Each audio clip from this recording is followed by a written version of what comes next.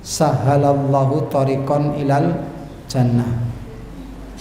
Jamaah yang dirahmati Allah, sholawat dan salam semoga senantiasa tercurah kepada Nabi Agung junjungan kita Nabi Muhammad sallallahu alaihi wa alihi wasallam, juga kepada para sahabat-sahabatnya, kepada ahli baitnya, dan juga kepada para umatnya ya, yang senantiasa istiqomah menjalankan sunnah-sunnahnya, menjalankan ajaran-ajarannya sampai akhir zaman. Jamaah yang dirahmati Allah, pada pertemuan yang lalu kita sudah membahas muhasabah ya, di mana muhasabah ini merupakan salah satu tahapan di dalam tazkiyatun nafas ya. Karena nanti pada hari kiamat manusia ketika menghadap Allah ya, karena kita semuanya akan menghadap Allah Pak ya, menghadap satu-satu, dipanggil, lalu menghadap Allah, berdiri di hadapan Allah, disaksikan oleh semua manusia. Kemudian mulailah proses hisab ya, yaitu kita diberikan buku catatan amal. Sebagaimana di dalam Al-Quran disebutkan, ada yang diberikan buku catatan amalnya dari sebelah kanan. Fa amman utiya kitabahu biyaminihi fayaquluha umuqra'u kitabiyah. Adapun orang-orang yang diberikan buku catatan amalnya dari sebelah kanan, maka dia akan berkata, lihatlah, bacalah yang ada di dalam catatanku ini. Jadi dia merasa sangat senang, merasa sangat bangga ya, karena ternyata buku catatan amalnya penuh dengan catatan-catatan kebaikan ya, sehingga dia merasa senang.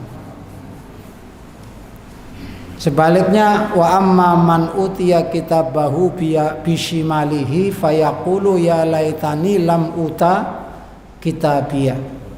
Adapun orang yang diberikan buku catatannya dari sebelah kiri, maka dia akan berkata, seandainya saya tidak diberi catatan ini, walam adri ma hisabiyah, dan saya tidak dihisab ya. Jamaah yang dirahmati Allah, kalau di dalam surat Al-Infitor dikatakan surat Al-Insyiqaq ya, idza samaun syaqqat ya, itu di sana dikatakan fa amma man utiya kitabahu biyaminihi fasaufa yuhasabu hisaban yasira. Adapun orang yang diberikan buku catatan dari sebelah kanan, ini buku catatannya nanti diberikan dari sebelah kanan, maka dia akan dihisab dengan hisab yang ringan ya. Jadi ada yang hisabnya ringan, ada yang hisabnya berat. Kalau hisabnya ringan itu sekilas saja, cuman dibuka buku catatannya, dibaca sekilas, langsung dilewati, lembar demi lembar, sekedar dilewati saja. Sebaliknya kalau hisab yang berat itu dibaca satu persatu, semua catatannya dibaca semuanya. Di samping waktunya lama juga itu tanda bahwa orang itu akan celaka ya. Nah, salah satu penyebab orang itu nanti hisabnya hisab yang ringan adalah dia ketika di dunia selalu menghisab diri sendiri atau muhasabah. Ya. Maka kata Umar bin Khattab radhiyallahu an, hasibu qabla an tuhasabu. Hisablah diri kalian sebelum kalian dihisab. Ya. Nah, hisab ini, muhasabah ini, ada muhasabah yang sifatnya mungkin harian, ada yang sifatnya setiap selesai amal, ada yang sifatnya mungkin ya bulanan atau pekanan ya, atau tahunan ya. Adapun yang pertama, muhasabah adalah muhasabah setiap melakukan suatu amal. Setiap melakukan suatu amal muhasabah. Muhasabah itu apa? Diingat-ingat. Tadi saya beramal ini, kesalahannya apa, kekurangannya apa. Kalau dalam bahasa orang kantoran itu namanya evaluasi. Tadi baru melakukan suatu pekerjaan terus dievaluasi, mana yang kurang. Ya. Dievaluasi apa? Yang pertama, sebelum beramal. Jadi sebelum beramal kita sudah melakukan evaluasi atau muhasabah. Ya. Apa yang dimuhasabah? Yang dimuhasabah, yang diteliti, yang ditanyakan kepada diri sendiri, ini saya melakukan ini karena siapa? Tujuannya apa? Niatnya untuk siapa? Jadi muhasabah sebelum amal. Sebelum amal kita coba berhenti sejenak merenung, saya ini melakukan ini karena apa? Dorongannya karena apa? Kalau ternyata ada tercampur dengan niat-niat selain Allah, maka segera diperbaiki niatnya. Ya. Nah, kita mau melakukan suatu amal, ya. Tiba-tiba ketika kita mau melakukan, terdetik dalam hati ada rasa ujub. Ujub niku napa, Pak? Ujub niku membanggakan diri, membanggakan amal ya. Ada perasaan bangga ketika orang lain melihat dan memuji ya. Maka ketika timbul perasaan seperti itu, kita mau beramal segera perbaiki, segera istighfar, astaghfirullahaladzim. Ya. Jadi yang pertama muhasabah itu muhasabah niat. Kita teliti niat kita. Kita lihat dulu, kita tanyakan kepada diri kita sendiri, saya berbuat ini karena apa? Ya. Sebelum beramal. Ya. Kemudian yang kedua muhasabah indal amal, ketika sedang beramal, yaitu menjaga diri jangan sampai ketika sedang beramal itu niatnya belok. Mungkin tadi dari awal niatnya sudah benar, ya. Dan tentu amal-amal yang mudah belok, mudah dibelokkan oleh setan, itu amal-amal yang memang kelihatan oleh manusia.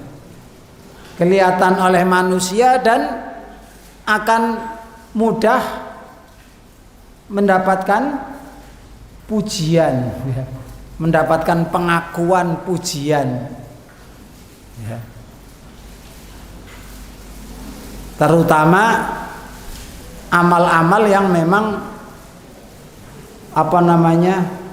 godaannya besar untuk dipamerkan atau riya. Ya.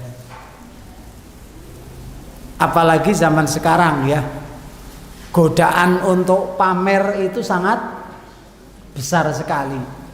Kenapa? Karena pamer itu sudah ada alatnya untuk pamer.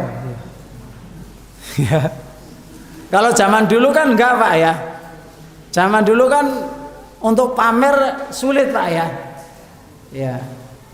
Bisanya pamer nanti setelah selesai gitu ya. Atau sebelum. Kalau sekarang sedang beramal itu pamer gampang sekali ya kan. Sedang pengajian aja ya. Ya, status ya. Sedang puasa sunnah, sedang sahur, status alhamdulillah bisa sahur gitu ya. Ning ucapan alhamdulillah itu modus ya. Tahu modus, aslinya sebetulnya mau pamer, mau menunjukkan bahwa saya ini puasa sunnah gitu ya. Maka kita introspeksi Pak. Ketika itu terjadi maka kita segera istighfar. Ya, itu namanya introspeksi muhasabah ketika sedang beramal. Ya. Tapi kalau kita yang melihat orang lain nggak boleh Pak ya, nggak boleh menilai atau memvonis atau suudzon. Kenapa? Karena memang kadang-kadang orang memperlihatkan amal itu juga tidak semuanya karena ingin pamer, ingin pujian ya. Kadang-kadang ada orang memperlihatkan amal itu tujuannya untuk memotivasi, nyontoni orang lain ben semangat gitu ya. Artinya apa? Kalau kita melihat ada orang lain memperlihatkan amalnya, sikap kita bagaimana Pak? Sikap kita husnudzon. Insya Allah dia niatnya memang benar, niatnya supaya orang lain termotivasi, termotivasi sehingga mau mengamalkan seperti itu gitu ya. Jadi untuk kalau ada orang lain memperlihatkan amal kita husnudzon. Tapi kalau diri kita memperlihatkan amal kita hati-hati, kita introspeksi gitu Pak ya. Kalau ini ada rasa ujub maka segera dihentikan. Istighfar, jangan diteruskan. Apalagi sekarang tadi ya, alatnya untuk pamer, untuk memperlihatkan amal itu luar biasa Pak ya. Bahkan ada salah seorang syekh di Madinah itu, saya pernah lihat video ceramah, potongan ceramahnya ya. Dia mengkritik jamaah haji, jamaah umroh Indonesia. Sebetulnya juga kalau kita lihat juga bukan cuman Indonesia ya. Dari mana-mana juga sama sebetulnya. Cuma kenapa kalau yang dikritik Indonesia? Kira-kira kenapa Pak? Karena memang jumlahnya paling banyak, jumlah jamaah haji seluruh dunia paling banyak Indonesia. Ya. Jumlah jamaah umroh paling banyak Indonesia. Kenapa ya? Karena memang jumlah muslimnya juga paling banyak. Ya. Jumlah umat Islam Indonesia itu 200 juta lebih ya. Sementara kalau negara-negara lain paling cuman berapa juta ya muslimnya ya. Jamaah yang dirahmati Allah, jadi maka setiap kita melakukan suatu amal, apalagi amal-amal yang berpotensi ya, amal-amal yang berpotensi untuk tiba-tiba di tengah jalan timbul ujub, timbul riya, maka kita harus selalu menjaga introspeksi ya. Nah kalau tidak sengaja kemudian dipuji tidak apa-apa Pak.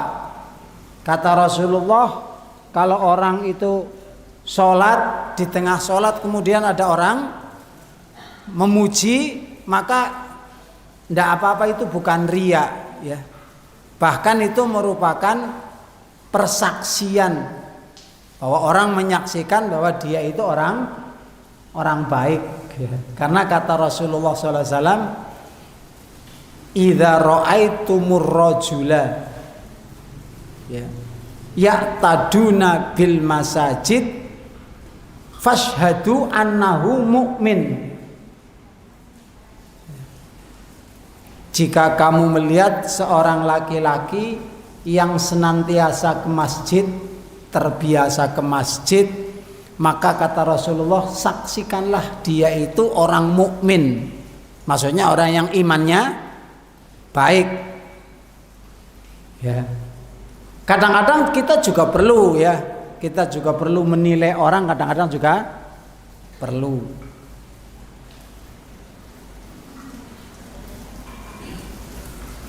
Ya kalau misalnya kita mau memilih orang untuk jadi teman, untuk jadi sahabat, itu kan juga harus dinilai juga sebelumnya ya. Apalagi kalau milih orang mau dijadikan mantu. Itu harus betul-betul dinilai dulu ya, dikoreksi dulu ya. Fit and proper test. Ya. Jadi ya selalu muhasabah ketika sedang beramal. Jadi muhasabah sebelum beramal, sedang beramal, dan yang lebih penting lagi muhasabah setelah beramal. Setelah beramal kita muhasabah. Ya. Bentuknya apa? Menjaga keikhlasan.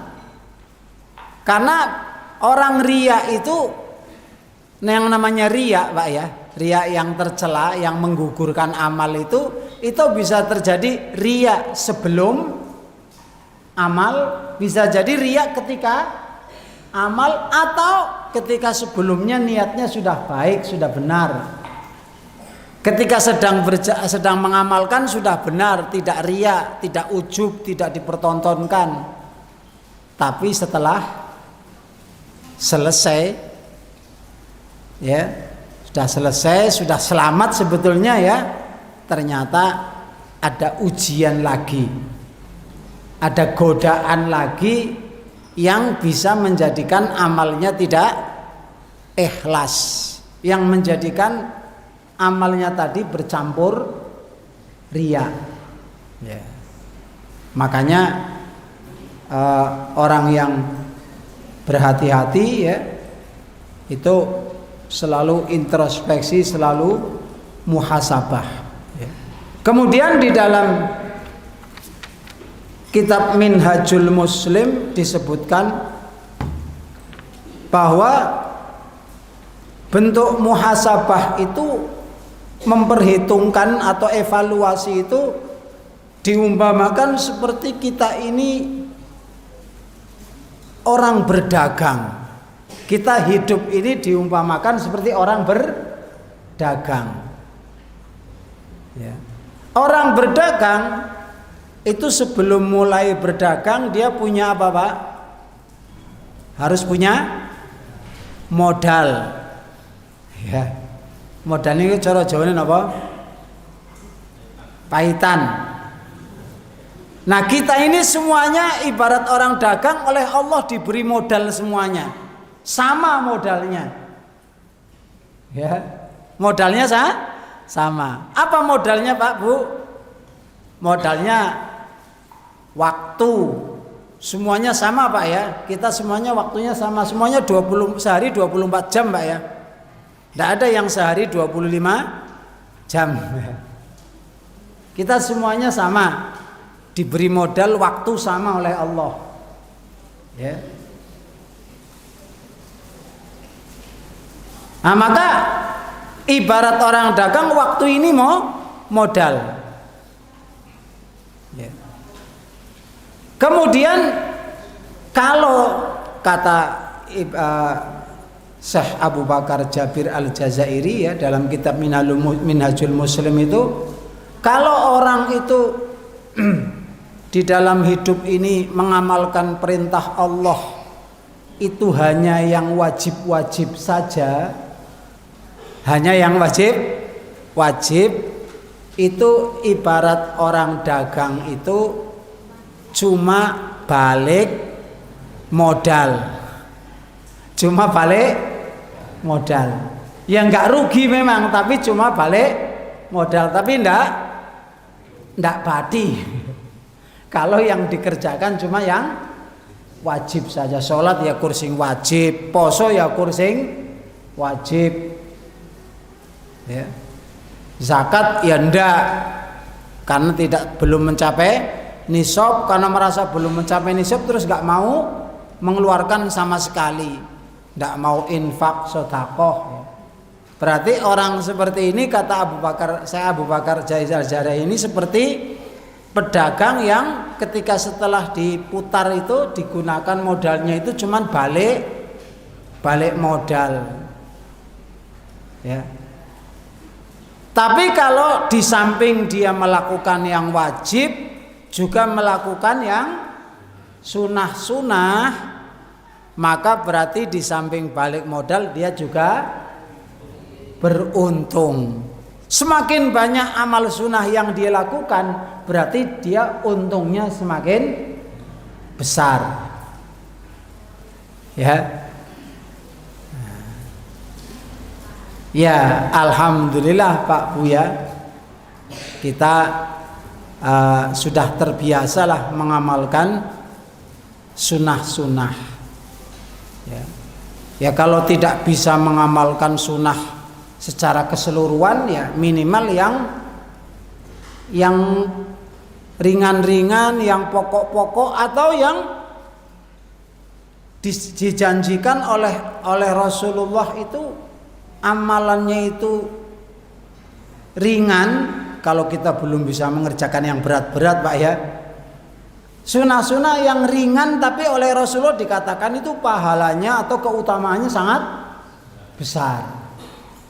Ya, jadi kalaupun kita belum bisa melakukan amal-amal sunnah yang banyak, yang berat-berat itu, minimal amal-amal sunnah yang ringan-ringan tapi ternyata di situ ganjarannya atau keutamaannya sangat besar. Ya. Misalnya apa ya yang sudah kita lakukan sehari-hari ya. Barang siapa yang 2 rakaat yang ringan sebelum subuh, maka lebih baik dari dunia dan seisinya. Ya, ini kan cuma 2 rakaat ringan. Ya. Jadi ibaratnya itu kita nemu benda yang kecil, ning harganya, nilainya mahal. Seperti apa itu Pak? Bendanya kecil, ning harganya mahal. Apa itu Pak? Ya, bangsane emas, intan, berlian gitu. Ya. Jadi ini ya. Kemudian juga Rasulullah mengatakan ini amal-amal yang sifatnya ringan tapi ternyata punya keutamaan yang besar. Kalau kita belum bisa mengamalkan yang banyak Pak ya, minimal yang mungkin kecil-kecil itu tapi pahalanya atau keutamanya besar. Kan pernah saya sampaikan ya, Rasulullah pernah suatu ketika giliran beliau di rumah istrinya yang namanya Juwairiyah. Salah satu istri Rasulullah namanya Juwairiyah. Rasulullah pulang dari masjid, kan Rasulullah kebiasaan kalau subuh itu pulang dari masjid itu setiap kalau matahari sudah terbit. Jadi habis sholat subuh Rasulullah kebiasaannya tidak pulang dulu sampai matahari terbit. Lah di masjid ngapain ya? Macam-macam. Kadang berzikir, kadang berdoa, membaca Quran ya. Kadang juga kalau ada yang tanya diskusi taklim ya. Nah setelah selesai matahari terbit baru Rasulullah sholat 2 rakaat, namanya sholat isyraq atau sholat syuruk ya. 2 rakaat, setelah itu baru pulang. Itu kebiasaan Rasulullah. Yang kata Rasulullah pahalanya seperti apa kalau kita lakukan, Pak? Pahala haji dan umroh tamaman ya. Maka orang kalau betul-betul niatnya ikhlas pengen haji, pengen umroh tapi belum bisa, ya itu saja lakukan. Kalau niat haji, pengen umroh belum bisa, kok nggak mau melakukan itu, berarti perlu tanda tanya niatnya, Pak. Niatnya hajinya itu karena ingin pahalanya atau ingin gelar hajinya. Ya. Lawang ada kok gantinya haji yang pahalanya sama dengan haji, tapi dia tidak mau. Berarti kemungkinan ya keinginan dia untuk haji itu bukan karena pahalanya, bukan karena tertarik dengan besarnya pahala haji, tapi karena ada niat-niat yang lain ya. Ya tadi mungkin supaya bisa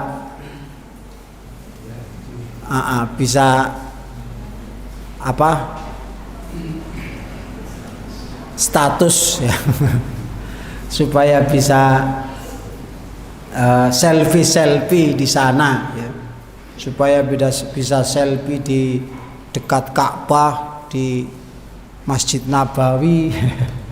Jadi keinginannya cuma karena itu ya.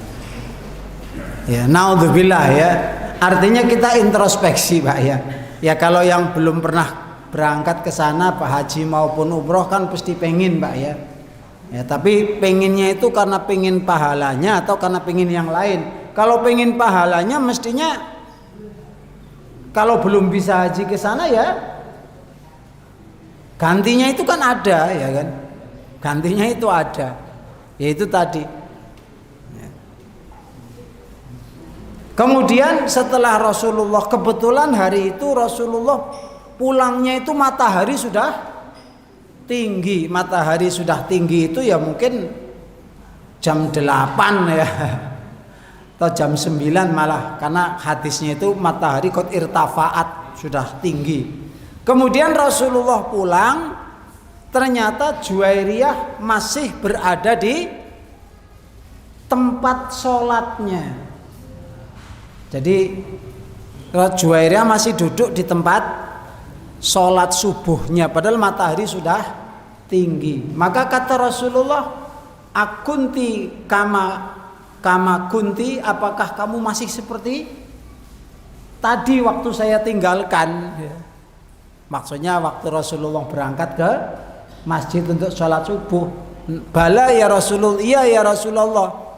Jadi ternyata Juwairiyah ini setelah sholat subuh berzikir terus, tidak bangun dari tempat sholatnya sampai matahari tinggi.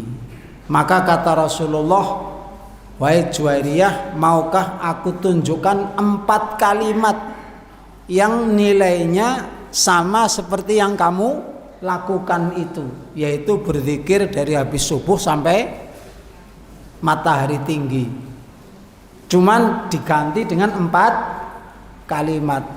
Bala ya Rasulullah. Wah, senang sekali Juwairiyah. Ya Rasulullah. Apa itu? Kata Rasulullah, ucapkan saja subhana rabbi apa? Subhana rabbi subhanallahi wa bihamdi, ya, subhanallahi wa bihamdi adada khalqi wa ridho nafsi wa zinata arsyihi wa midada kalimati. Itu senilai dengan yang kamu lakukan, yaitu zikir dari habis sholat subuh sampai sampai matahari sudah tinggi. Jadi kalau kita belum bisa mengamalkan sunnah-sunnah secara keseluruhan, kita lakukan saja, kita pilih yang ringan-ringan tadi, yang kecil-kecil tadi, tapi nilainya sangat besar sekali.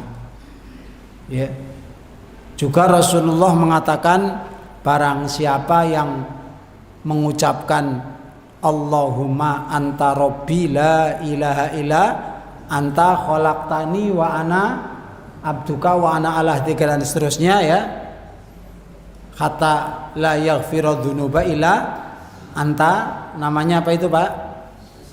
Sayyidul istighfar. Barang siapa yang baca itu pagi hari, kemudian dari pagi itu sampai sore dia mati di hari itu, maka matinya masuk surga. Barang siapa yang membaca itu sore hari, kemudian malamnya itu mati sampai pagi, maka mati masuk surga. Ini luar biasa, Pak, ya. Jaminan masuk surga. Ya. Jamaah yang dirahmati Allah, ada salah seorang ulama dari Arab Saudi, ya, aslinya beliau orang, kalau tidak salah aslinya orang Sudan, ya, yang sekarang lagi konflik gitu, ya. Beliau aslinya orang Sudan tapi besar di Arab Saudi, namanya Syekh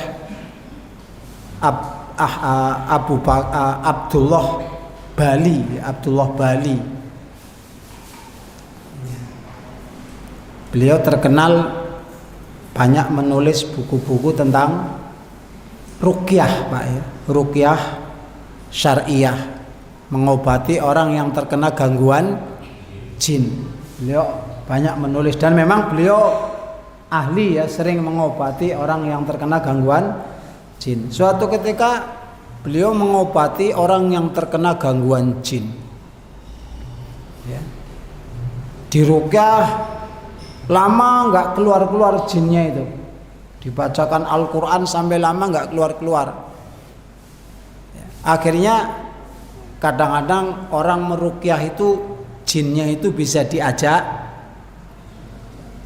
bicara biasanya, tapi lewat suara atau mulut orangnya, orang yang kesurupan itu. Nah, kebetulan jin itu bisa diajak bicara. Diancam, kalau kamu tidak segera keluar, saya bacakan terus ayat-ayat supaya kamu binasa, celaka. Tapi ngeyel terus, akhirnya diancam gitu lagi. Akhirnya jinnya ngomong, ya, oke lah, baiklah, wahai Syekh, saya mau keluar, cuman saya harus punya tempat, katanya. Saya mau keluar dari orang ini, tapi saya masuk ke tubuh jenengan. Ya, jinnya ngancam gitu. Oke, saya mau keluar dari tubuh orang ini, tapi saya akan, karena saya butuh tempat, maka saya akan masuk ke dalam tubuh jenengan. Kata Syekh Abdurrahman Al-Bali ini, silahkan kalau mau masuk, ya. Akhirnya jin itu ngaku sendiri.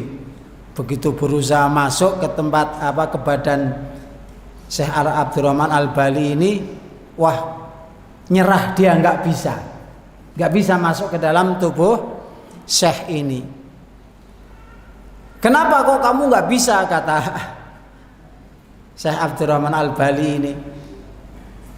Ya, sebab engkau wahai Syekh, tadi pagi mengucapkan la ilaha illallah wahdahu la syarikalah lahul mulku wa lahul hamdu wa yuhyi wa yumit wa huwa ala kulli syai'in qadir 100 kali, sebagaimana yang disunahkan oleh Rasulullah. Ya. Jadi ternyata padahal jinnya ini jin yang kuat ya. Jin yang ibarat manusia itu punya kekuatan super. Ya.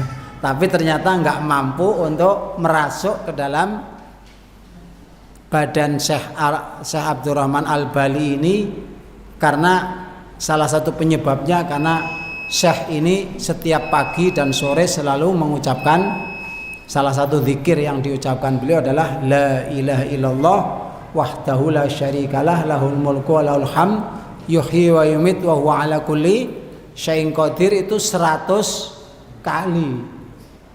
Ya, 100 kali. Ya. Jadi kadang-kadang apa yang seperti itu ya, yang seperti itu baru bisa kita ketahui kalau ada kejadian-kejadian seperti itu. Kalau Rasulullah sifatnya hanya memerintahkan, menyunahkan ya. Barang siapa yang membaca itu 100 kali pagi dan sore, maka akan terjauh dari semua kesusahan dunia dan akhirat, kata Rasulullah seperti itu. Ya. Tapi ternyata apa yang disabdakan Rasulullah itu terbukti ya, terbukti dari apa yang dialami oleh Syekh ini. Ya. Nah, maka jamaah yang dirahmati Allah, jadi kalau kita belum bisa mengamalkan sunnah-sunnah Rasul secara keseluruhan Pak ya, minimal tadi yang ringan-ringan tapi punya nilai yang sangat besar ya.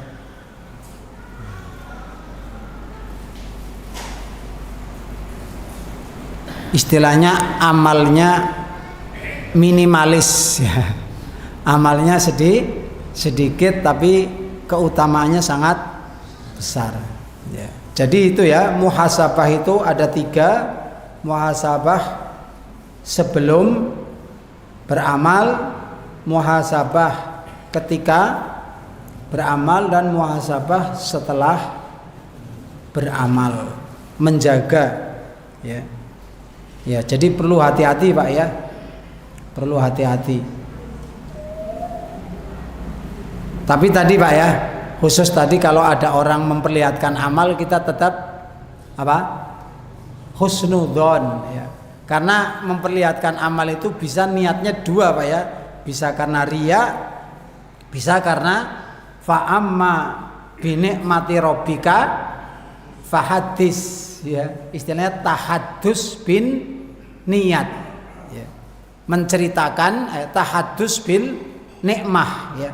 Menceritakan memperlihatkan nikmat itu juga salah satu bentuk syukur ya. Jadi kalau orang memperlihatkan amal itu kemungkinannya 2 Pak ya. Kemungkinannya riya, atau kemungkinan yang kedua namanya tahaddus bin nikmah, memperlihatkan nikmat ya. Memperlihatkan nikmat ini juga salah satu bentuk syukur, berarti boleh ya, baik ya kalau niatnya itu. Cuma ya, ini kalau untuk diri kita hati-hati ya, jangan sampai terjerumus dalam riya. Tapi kalau ada orang lain memperlihatkan amal, kita husnudzon, ini sedang memperlihatkan nikmat, itu artinya sedang bersyukur gitu ya. Jangan kita suudzon Pak ya, pamer gitu aja, pamer, tidak seperti itu Pak ya. Ya. Tapi kalau untuk diri kita hindari Pak, kita introspeksi Pak ya. Introspeksi, jangan-jangan kita memperlihatkan amal itu karena riya ya. Demikian yang bisa kita sampaikan, mudah-mudahan manfaat. Kita akhiri dengan kafaratul majlis. Subhanaka wa bihamdika asyhadu an la ilaha illa anta astaghfiruka wa atubu ilaik. Billahi taufiq wal hidayah. Assalamualaikum warahmatullahi wabarakatuh.